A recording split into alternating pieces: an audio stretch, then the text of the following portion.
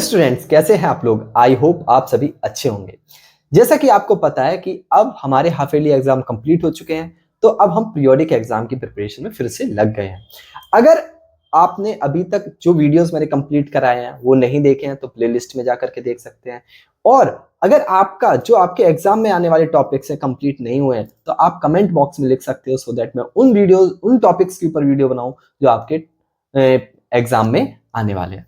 तो आज हम इसी कड़ी में आगे बात करने वाले हैं electric current and its effect. तो जो हम इस चैप्टर में टॉपिक कवर करने वाले हैं, सबसे पहले हम यही पढ़ेंगे what is electric current. Electric current क्या है, फिर इसके बाद हमारे रियल लाइफ एप्लीकेशंस क्या है, फिर इसके जो आपको पता है कि इफेक्ट्स, इसके दो इफेक्ट्स होते हैं, मैग्नेटिक इफेक्ट और इलेक्ट्रिक जो हमारा हीटिंग इफेक्ट, वो दोनों कवर करेंगे।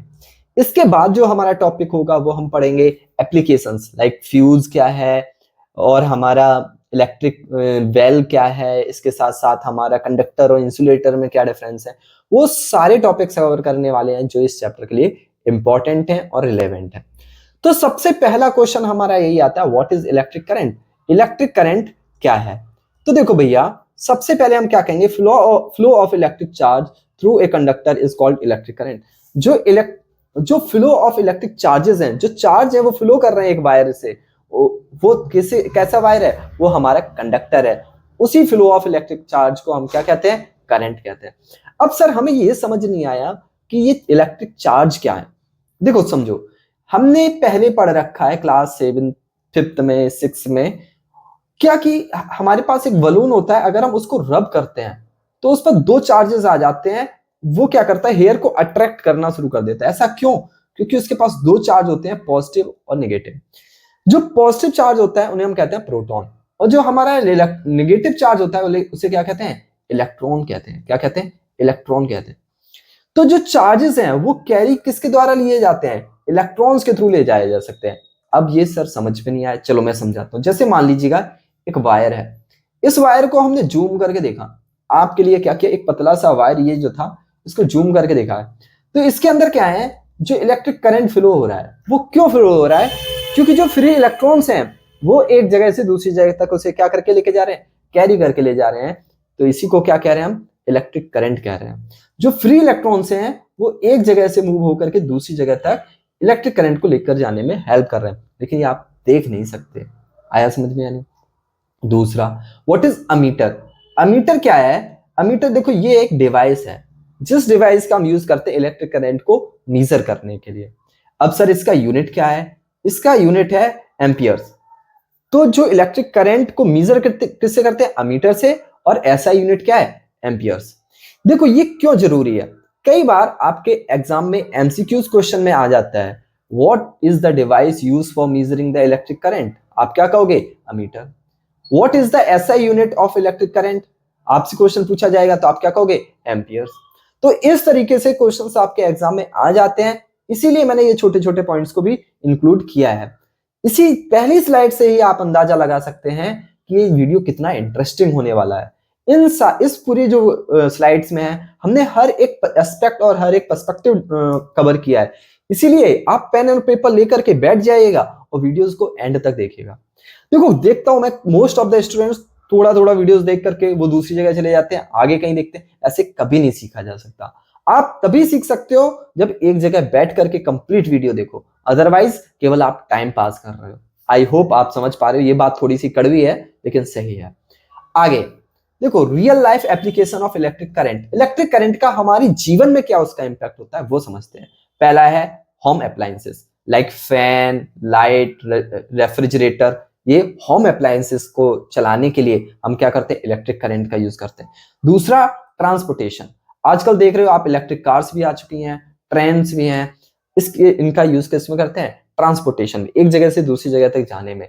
तीसरा, कम्युनिकेशन डिवाइस। जैसा कि आप फोन देख ही रहे हैं, वीडियो देख रहे हैं, मोस्ट ऑफ द स्टूडेंट्स किस पे, फोन पे देख रहे होंगे। तो जब आप देखते हैं कि फोन है, कंप्यूटर्स हैं, इनको फोन को चार्ज करने की जरूरत होती है, लैपटॉप को चार्ज करने की जरूरत होती है। क्यों? क्योंकि इलेक्ट्रिक करंट जब फ्लो होता है तो वो बैटरी में स्टोर करके रखता है, जिसकी वजह से हम उसको बाद में यूटिलाइज कर सकते हैं। आया समझ में या नहीं? अब हम आगे बढ़ते हैं। अब हमें समझना पड़ेगा, अभी हमें क्या समझ में आया, real life of electric current का क्या है और इसके साथ साथ जो हमारा इलेक्ट्रिक करंट क्या है। दो चीजों को डिस्कस किया, अब आगे बढ़ रहे हैं कंपोनेंट ऑफ इलेक्ट्रिक सर्किट। जो हमारा इलेक्ट्रिक सर्किट है उसके कंपोनेंट्स के बारे में सबसे पहले समझते हैं। तो सबसे पहला हमारा कंपोनेंट्स है battery of cell, provide the energy to the moves of the charges. जो एनर्जी है वो प्रोवाइड करता है किसमें, सो दैट जो चार्जेस हैं वो क्या कर सके, मूव कर सकें। दूसरा कंडक्टर या फिर हम वायर्स भी कह सकते हैं, connect different components of the circuit. तो देखो अब ये तो इनकी इमेजेस हैं, लेकिन अगर आपको रिप्रेजेंट करना होगा नोटबुक पे तो आप कैसे रिप्रेजेंट करोगे। देखो बैटरी को आप सेल को इस तरीके से रिप्रेजेंट करोगे, और बैटरी है तो इसमें बहुत सारे ऐसे सेल्स आप कनेक्ट करके आप इस तरीके से रिप्रेजेंट कर सकते हो, एक नोड पर पॉजिटिव एक पर नेगेटिव। इस तरीके से हम बैटरी और सेल को रिप्रेजेंट करते हैं। वायर को एक स्ट्रेट लाइन में रिप्रेजेंट किया जा सकता है, जबकि स्विच का क्या काम होता है, ये कंट्रोल करता है इलेक्ट्रिक करंट के फ्लो पर। मान लो अब मुझे फैन बंद करना है तो स्विच की हेल्प से हम फैन बंद कर देंगे। तो इसको रिप्रेजेंट करने के दो तरीके हैं, पहला इस तरीके से और दूसरा है वो हम इस तरीके से भी रिप्रेजेंट कर देते हैं कई बार स्विच को। आया समझ में, तो ये वायर में स्विच लगा दिया। तीसरा बल्ब है, बल्ब क्या है, बल्ब है हमारा यूजेस ऑफ इलेक्ट्रिक करंट, जो क्या करता है, जो हमारी लाइट को ग्लो करने का काम करता है। तो बल्ब को हम कैसे रिप्रेजेंट करेंगे, इस तरीके से हम बल्ब को रिप्रेजेंट कर देते हैं। थोड़ा सा बिगड़ गया है लेकिन फिर से मैं ड्रॉ करने की कोशिश करता हूं। तो बल्ब को कैसे ड्रॉ करते हैं, बल्ब को हम इस तरीके से उसमें फिलामेंट का यूज करके हम रिप्रेजेंट कर सकते हैं। आया समझ में। तो ये कंपोनेंट हो गए इलेक्ट्रिक सर्किट के। अब कंपोनेंट का मतलब क्या है कि एक कंप्लीट इलेक्ट्रिक सर्किट है वो किससे मिलके बना होगा, वो एक बैटरी से मिलके बना होगा, एक वायर होगा, स्विच होगा, बल्ब होंगे। जब वो मिल करके बनाएंगे तब हम उसे क्या कहेंगे, इलेक्ट्रिक सर्किट कहेंगे। आया समझ में या नहीं। तो इसके ये कंपोनेंट्स हैं और मैंने आपको डायग्राम भी बता दिया और कैसे अगर आपको बनाना है। देखो आपको अगर स्विच बनाना है तो आप इस तरीके से स्विच बनाने नहीं बैठोगे कि सर हमने इस तरीके से स्विच बनाया है ये हमारा स्विच हो गया, नहीं। अगर स्विच को रिप्रेजेंट करना है तो इस तरीके से कर दो, ये हो गया हमारा स्विच का। बैटरी बनाने बैठोगे कि इस तरीके से बैटरी बनाया है सर ये बैटरी हमारा, नहीं, उसको आपको बैटरी को रिप्रेजेंट करना है इस तरीके से रिप्रेजेंट कर दो। आया समझ में यानी। आगे बढ़ते हैं। अब हमारा एक और समझिएगा, पहले हमने समझा था सेल, अब हमें एक और कंपोनेंट से बैटरी। तो बैटरी क्या है, a battery defined is the combine of two or more sales. जब एक या एक से ज्यादा सेल्स को कंबाइन कर दिया जाता है तो वो क्या बन जाती है, वो बैटरी बन जाती है। The negative terminal of the cells connect to the positive terminal of the cell, next cell, so on. यानी जब नेगेटिव पॉजिटिव को एक से अगले को कनेक्ट किया जाता है, इस तरीके से कनेक्ट करके रखा जाता है, तो वो हमारी क्या बन जाती है, सेल ही क्या बन जाती है, बैटरी बन जाती है। Battery are used to several devices such as toys, remotes, control, torch and transistors. Transistors मतलब क्या है कि रेडियो का हम यूज करते थे, उन्हें ट्रांजिस्टर भी कहते हैं। तो इनमें बैटरी का यूज किया जाता है। इसके साथ साथ फोन में भी देखते हो आप, गाड़ियों में भी देखते हैं, आपके पास अलग अगर इलेक्ट्रिक साइकिल है तो उसमें भी यूज किया जाता है। तो ये सब क्या है, ये हमारे कंपोनेंट ऑफ इलेक्ट्रिक सर्किट हैं। जो हमारा बैटरी का यूज क्यों किया जाता है, सो दैट हम एनर्जी को स्टोर करके रख सकें। आया समझ में। किसमें किया जाता है, toys, remote car, control, torch, transition, phone, 50 example हैं, आप बता देंगे आप अपने आसपास ऑब्जर्व करके।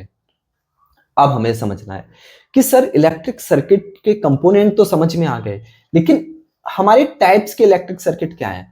तो देखो बेटा हमारे पास 2 टाइप्स के इलेक्ट्रिक सर्किट है, पहला ओपन इलेक्ट्रिक सर्किट, दूसरा क्लोज इलेक्ट्रिक सर्किट। देखो ओपन का मतलब क्या है समझते हैं बेटा। ओपन का मतलब है the circuit incomplete, no current flow. अगर ये देखो यहां देख पा रहे हो क्या, ये क्या वायर मिले हुए हैं, नहीं। अगर वायर मिले हुए नहीं है तो वो कैसा सर्किट है, ओपन सर्किट है, जिसके अंदर इलेक्ट्रिक करंट फ्लो नहीं हो रहा है। तभी आप देख रहे हो बल्ब ग्लो नहीं हो रहा है, बल्ब जल नहीं रहा है। लेकिन इसके साथ साथ अगर हम क्लोज इलेक्ट्रिक सर्किट की बात करें तो हम क्या कह सकते हैं, ओपन सर्किट हमारा वो है जिसके अंदर हमारा इनकम्प्लीट है, जिसके अंदर इलेक्ट्रिक करंट फ्लो नहीं हो रहा है, इसलिए बल्ब ग्लो नहीं हो रहा है। जबकि क्लोज सर्किट वो है जो पूरा कंप्लीट है और उसके अंदर से इलेक्ट्रिक करंट फ्लो हो रहा है, उसे हम क्या कहेंगे, उसे हम कहेंगे क्लोज इलेक्ट्रिक सर्किट। आया समझ में या नहीं? आगे बढ़ते हैं। अब हमने पढ़ा था कंडक्टर और इंसुलेटर क्या है सर। कंडक्टर और इंसुलेटर में डिफरेंस क्या है, ये इंपॉर्टेंट क्वेश्चंस है, ये आपके एग्जाम में आ सकता है। इसी तरीके से क्लोज सर्किट और ओपन सर्किट भी एक इंपॉर्टेंट है, क्योंकि ये आपके एग्जाम में ऐसे क्वेश्चन आते हैं। तो देखो, सबसे पहले हम समझते हैं conductor, the material that allow electricity to flow. ऐसे मटेरियल्स, ऐसे सब्सटेंस जो इलेक्ट्रिक करंट को क्या करने को, फ्लो करने की परमिशन देते हैं। यानी इलेक्ट्रिक जो चार्ज हैं वो एक जगह से दूसरी जगह तक फ्लो हो सकते हैं, तो उन्हें क्या कहेंगे, उन्हें कहेंगे कंडक्टर। तो जितने भी मेटल्स होते हैं वो हमारे क्या होते हैं, इलेक्ट्रिक करंट के गुड कंडक्टर होते हैं, उनके थ्रू इलेक्ट्रिसिटी फ्लो हो सकती है और इसकी वजह से आपको करंट भी लग सकता है। तो आपको बहुत अवेयर होकर के मेटल्स हैं वो टेस्ट करने हैं, ये गुड कंडक्टर है या नहीं। अब अगला insulator, insulator that do not allow the electricity to flow. ये ऐसे सब्सटेंस होते हैं जो इलेक्ट्रिक करंट को फ्लो करने की परमिशन नहीं देते, जैसे कि रबर और प्लास्टिक। तभी आप देखते हो कि जो वायर्स होते हैं उनके ऊपर रबर की या प्लास्टिक की कोटिंग होती है, सो दैट वो इलेक्ट्रिक करंट को फ्लो ना करें और जिसकी वजह से आपको करंट ना लगे। आया समझ में या नहीं? आया समझ में। अब देखो heating effect of electric current क्या है, इसको समझिएगा। अब देखो दो चीजें समझिएगा। सबसे पहले कि इलेक्ट्रिक करंट फ्लो होता है तो उसके दो कॉजेज होते हैं। पहला, हीट जनरेट होती है। क्या होती है? हीट जनरेट होती है। और दूसरा, मैग्नेटिक इफेक्ट बनता है। मैग्नेटिक इफेक्ट बनता है। अब ये सर क्या है, समझते हैं। देखो ये वायर है, जब इस वायर में से ये फ्री इलेक्ट्रॉन्स निकल रहे हैं, तो अगर इनका रास्ता छोटा होगा, अगर ये पतले वायर से निकलेंगे, जब ये पतले वायर से निकलेंगे तो इलेक्ट्रॉन्स आपस में टकराते हुए जाएंगे, जिसकी वजह से इनके अंदर फ्रिक्शन क्रिएट होगा और उस फ्रिक्शन की वजह से, उस रेजिस्टेंस की वजह से ये जो हीट प्रोड्यूस करता है ज्यादा। तो आप देखते हैं, आपने देखा होगा आपके घर पे रूम हीटर है जिसके वायर्स देखते हैं, तो आप देखोगे कि उनके वायर्स बहुत पतले होते हैं, सो दैट जब इलेक्ट्रिक करंट फ्लो हो तो उसके अंदर क्या हो, वो और भी रेजिस्टेंस प्रोड्यूस करें और ज्यादा हीटिंग प्रोड्यूस करें। जैसे कि हमारी इलेक्ट्रिक आयरन और हीटर हैं, ये किस पे काम करते हैं, ये काम करते हैं heating effect of electric current. यानी जब इलेक्ट्रिक करंट फ्लो हो रहा है, उसके इलेक्ट्रिक करंट के फ्लो होने से हीट प्रोड्यूस हो रही है।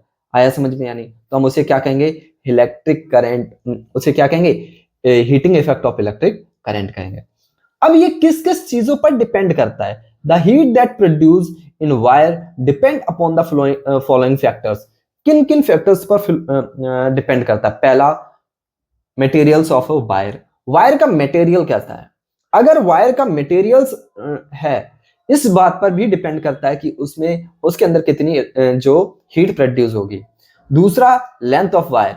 अगर ज्यादा लेंथ है वायर का तो ज्यादा रेजिस्टेंस प्रोड्यूस होगा। तभी आप देखते होगे आपके घर पर अगर रूम हीटर है तो उसमें एक बहुत लंबा वायर यूज किया जाता है जो घुमाकर यूज किया जाता है। और वायर कैसा होना चाहिए, थिकनेस उसकी। अगर बहुत ज्यादा थिन है, पतला है, और तो उसके अंदर ज्यादा रेजिस्टेंस प्रोड्यूस होगा। अगर बहुत ज्यादा थिक है तो उसके अंदर कम प्रोड्यूस होगा, क्योंकि वो जो फ्री इलेक्ट्रॉन्स है वो आसानी से निकल पाएंगे। वो तभी नहीं निकल पाएंगे जब वायर कैसा होगा, पतला होगा, उनकी बीच में बहुत ज्यादा फ्रिक्शन प्रोड्यूस होगा। आया समझ में या नहीं? सर आया। हमें क्या समझ में आया कि हमारे पास इलेक्ट्रिक करंट है उसके दो इफेक्ट हैं। पहला, heating effect of electric current, दूसरा है magnetic effect of electric current. तो heating effect of electric current क्या होता है, जब एक वायर से इलेक्ट्रिक करंट फ्लो होता है तो उसमें से हीट प्रोड्यूस होती है। अब इसी को हम यूटिलाइज कर लेते हैं। कैसे? हम उस वायर को पतला कर देते हैं, लंबा कर देते हैं, ऐसे मटेरियल यूज करते हैं जो ज्यादा हीट प्रोड्यूस करें। आया समझ में या नहीं? आया। अब देखो, इसी के एप्लीकेशंस होते हैं। एप्लीकेशन मतलब डिवाइस होते हैं इसी यूज पर। जैसे आपने देखा आयरन, आयरन क्यों गर्म होती है? उसके अंदर पतला सा वायर होता है, जब इलेक्ट्रिक करंट उस वायर से गुजरती है तो वो हीट प्रोड्यूस करता है, जिसकी वजह से हम घरों में क्या करते हैं, आयरन्स कर लेते हैं। दूसरा क्या है, रूम हीटर या वाटर हीटर। जितने भी टाइप्स के हीटर हैं वो क्या यूज करते हैं, वो इलेक्ट्रिक करंट का ही, जो इलेक्ट्रिक करंट फ्लो होने की वजह से हीटिंग प्रोड्यूस करते हैं, इसी वजह से वो फ्लो होते हैं। अब इसी का एक और डिवाइस है इलेक्ट्रिक फ्यूज। अब देखो ये फ्यूज यूज क्यों होता है और क्या होता है। इस safety device that protect electric circuit from the overloading, ठीक है, यानी क्या होता है, ये एक इलेक्ट्रिक फ्यूज क्या है, ये एक सेफ्टी डिवाइस है।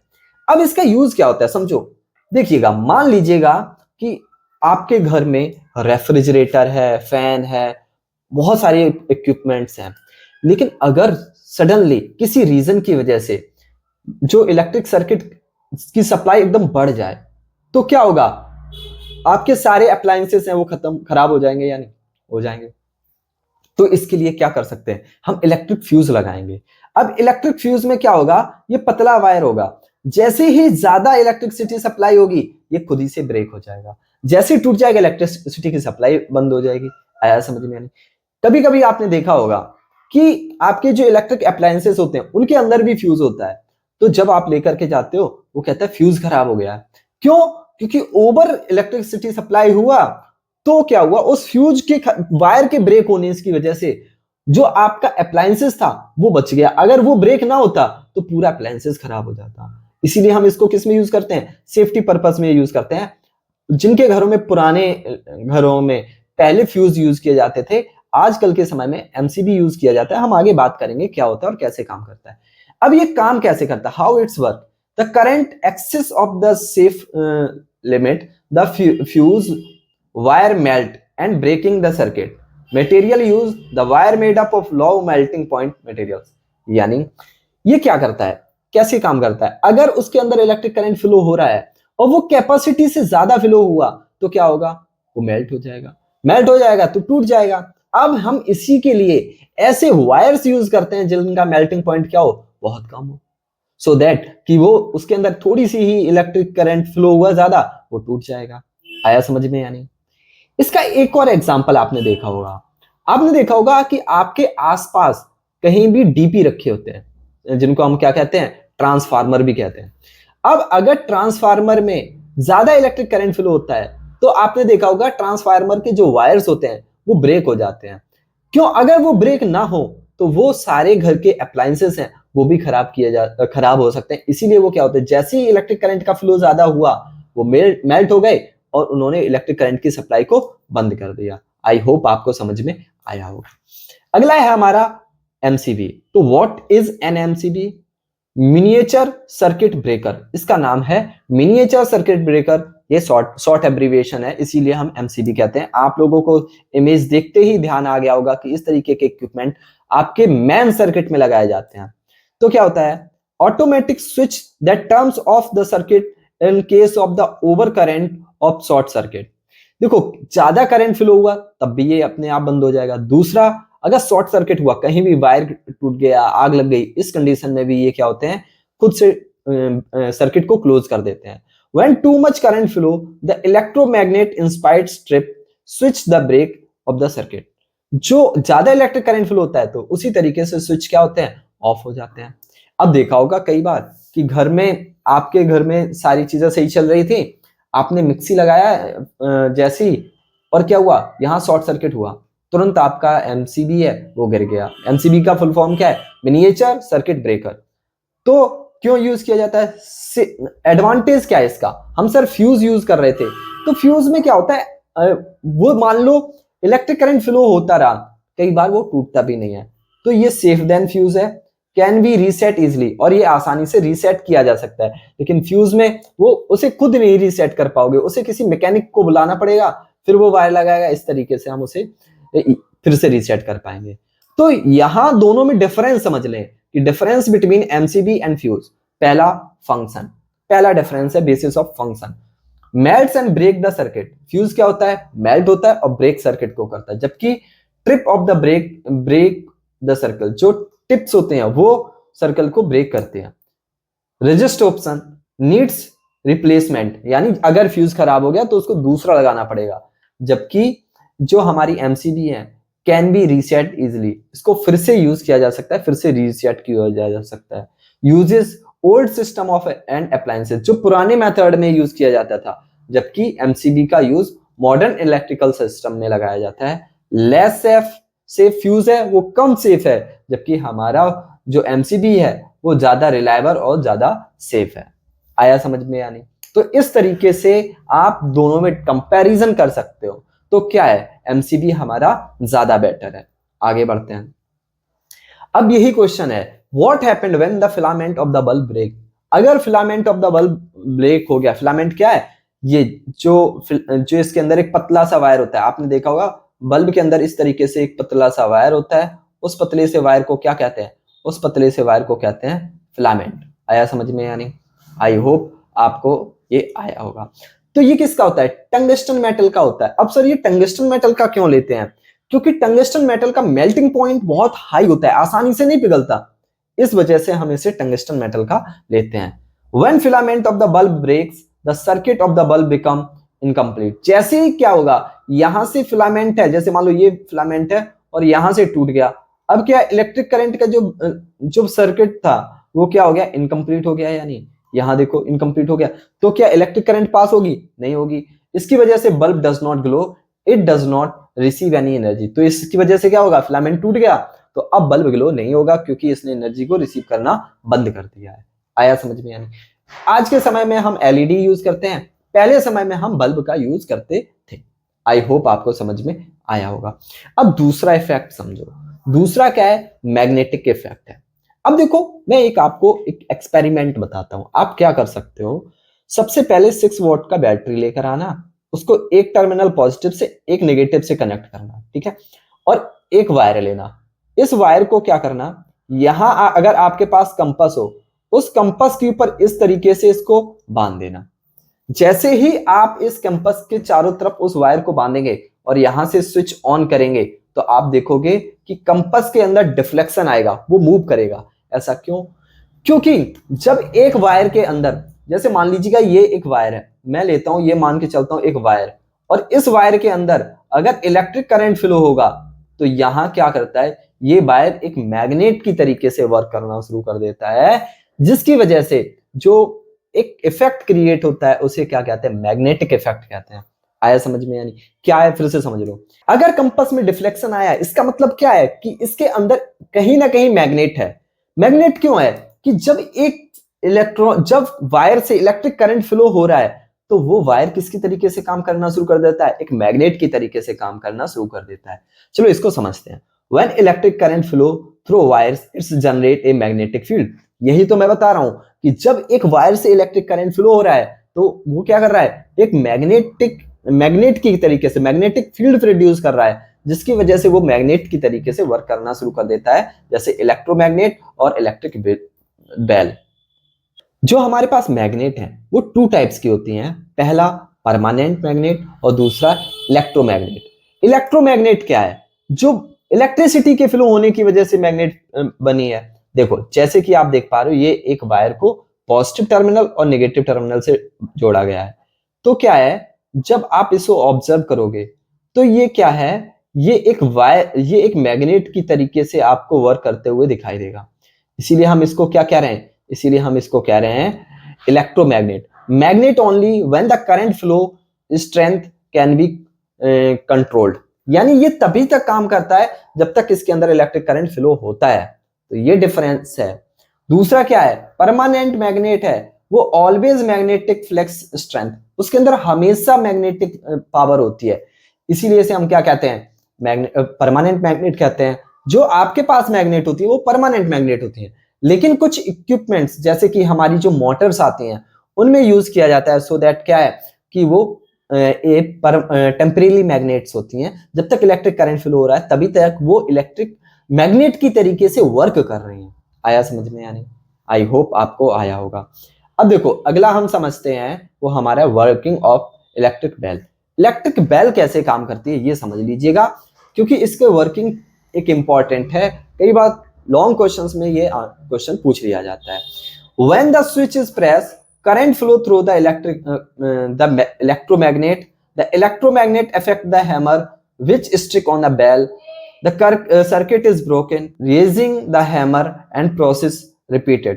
यानी जब इलेक्ट्रिक करंट फ्लो होता है तो क्या होता है, ये इलेक्ट्रोमैग्नेट है, वो इलेक्ट्रोमैग्नेट इफेक्ट की वजह से उस बेल पर हैमर पड़ता है और उसकी वजह से वो क्या होता है, बजता है। इसका यूज क्या करते हैं, स्कूल में करते हैं, घरों में करते हैं, इंडस्ट्री में करते हैं। जैसे आपके डोर बेल होता है, क्या होता है, जैसे ही आप क्या करते हो, इलेक्ट्रिक वो बेल बजाते हो, अंदर जाकर के अलार्म बजना शुरू हो जाता है। तो इसका यूजेस क्या है? देखो ये स्विच है, जैसे ही स्विच ऑन किया इलेक्ट्रोमैग्नेटिक इफेक्ट शुरू हुआ, क्योंकि यहाँ वाइब्रेशन शुरू हुआ और ये हैमर ये है गैंग के ऊपर जाकर के स्ट्राइक करने लगा, जिसकी वजह से वो साउंड प्रोड्यूस करना शुरू कर दिया। तो ये हमारा वर्किंग ऑफ इलेक्ट्रिक बेल है। अब देखो अभी तक हमने ये सारी चीजें डिस्कस कर ली कि हमारी परमानेंट क्या है मैग्नेट है, टेम्परेरी मैग्नेट क्या है।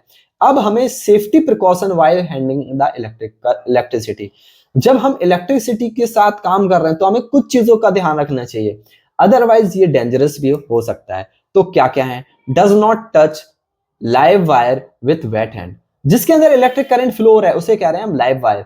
उन लाइव वायर को गीले हाथों से मत छूना, अदरवाइज आपको करंट लग सकता है। यूज इंसुलेटर टूल्स, यानी इंसुलेटेड टूल्स, यानी देखो आपने देखा होगा अगर हम प्लास यूज करते हैं या स्क्रू ड्राइवर यूज करते हैं, उसके एक साइड पर क्या होता है, ये इंसुलेटर यूज किया जाता है सो दैट कि उसके अंदर से इलेक्ट्रिक करंट फ्लो ना हो। अवॉइड ओवरलोडिंग सर्किट, किसी भी एक वायर पर बहुत ज्यादा लोड मत दो, अदरवाइज वो शॉर्ट सर्किट हो सकता है। Always switch off main power before working with electricity, अगर इलेक्ट्रिसिटी के साथ काम कर रहे हो तो आप मेन स्विच को ऑफ करो। दूसरा बात, हमेशा अवॉइड करो, कभी खुद से काम नहीं करना है, इलेक्ट्रिशियन को बुलाओ सो दैट वो आपके घर पर आकर के काम कर सके। हमेशा इन चीजों से बचना चाहिए, क्योंकि आप इतने अभी जानने वाले नहीं है कि आप खुद से सही करने लग जाए। आया समझ में या नहीं? आई होप आपको समझ में आया होगा। तो देखो हमने क्या क्या पढ़ा। सबसे पहले हमने इस चैप्टर में बात की किसकी, what is electric current. Electric current क्या है एक बार हम समराइज कर देते हैं। इलेक्ट्रिक करंट क्या है? तो इलेक्ट्रिक करंट क्या होता है? Flow of electric charges is called electric through a conductor is called electric current. एक कोई भी फ्लो ऑफ चार्ज है वो कंडक्टर से निकल रहे हैं उसे क्या कहेंगे, इलेक्ट्रिक करंट कहेंगे। अमीटर क्या है? इसको मेजरमेंट करने की डिवाइस है। एसआई यूनिट क्या है? एम्पियर है, जिसको हम एसआई यूनिट में मेजर करते हैं। फिर रियल लाइफ एप्लीकेशंस क्या है? फिर हमने components of electric current, components of electric circuit, फिर उसके बाद ओपन सर्किट और क्लोज सर्किट दोनों तरीके का सर्किट देखा। फिर हमने कंडक्टर और insulator, heating effect of electric current, जिसमें हमने देखा क्या क्या फैक्टर इफेक्ट करते हैं। उसके बाद हमने इलेक्ट्रिक फ्यूज और एमसीबी में देखा, फिर दोनों में डिफरेंस करके देखा। फिर हमने देखा कि अगर क्या होगा अगर जो बल्ब है वो उसका जो रेजिस्टेंस है वो टूट जाए, तो हमें पता चला कि वो बंद हो जाएगा, बुझ जाएगा। मैग्नेटिक इफेक्ट क्या होता है और इसके क्या क्या एप्लीकेशंस हैं, इन सारी चीजों पे बात की। फिर हमने देखा सेफ्टी प्रिकॉशंस क्या क्या आपको रखने चाहिए। अब देखो आई होप आपको यहां तक समझ में आया होगा। मेरा पर्पस था ये वीडियो को विद इन 30 मिनट्स के अंदर कंप्लीट कर लेना, मैंने जो किया भी। तो इसके आपने अभी तक अगर टेलीग्राम चैनल को ज्वाइन नहीं किया है तो ज्वाइन कर सकते हो, जहां सेशन पीडीएफ, ई नोट्स और सेशन अपडेट मिलती हैं। और अगर आपको ये वीडियो पसंद आया है तो प्लीज अपने फ्रेंड्स के साथ शेयर करें सो दैट वो भी इसका फायदा उठा सके। I hope you enjoy this class. Thanks for joining. Have a great day.